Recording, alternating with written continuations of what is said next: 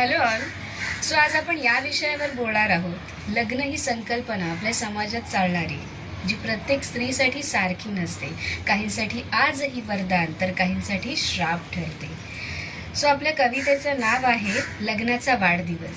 एक छोटासा प्रयत्न मी इथे केलेला आहे. आय होप की तुम्हाला ती आवडेल. सो केविलवाण्या जीवाला आज त्या मातेनं मारलं होतं. केविलवाणे जीवाला आज त्या मातेनं मारलं होतं, कारण अबोलतीचं ते बाळ आज जरा जास्तच बोललं होतं. व्यसनात बुडालेला बाप तिचा आज जणू कहरच केला होता. लिपस्टिक लावून बसलेल्या मातेला पाहताच त्याचा जणू पारा चढला होता. गेली 15 वर्षे लग्नाचा वाढदिवस ती एकटाच साजरा करत होती. पण प्रत्येक वेळी तिची ती लिपस्टिक आणि त्याची मात्र लाठी होती. निरागस तिचं ते बाळ मात्र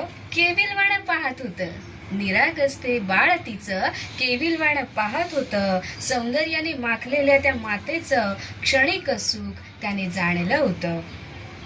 माता कुणाला काहीच बोलू शकत नव्हती, कारण तिचं ते सौभाग्य होतं. माता कुणालाच काही बोलू शकत नव्हती, कारण तिचं ते सौभाग्य होतं. वेडं-वाकडं का असेना, पण तिचं त्याच्यावर प्रेम होतं. उघड्या डोळ्यांनी ती मानहाणी बाळ तिचं पाहत होतं. आई नको गरडू म्हणत स्वतःही हंबरडा फोडत होतं. नको हा बाबा मला, आपण दुसरा बाबा शोधू, जो देईल तुला पापा आणि गोड गोड खाऊ. शब्द तिचे कानी पडताच तीही काहीशी हादरली. अज्ञान आहेस म्हणत तिने त्याच्या कानाखाली वाजवली. पाणावलेले डोळे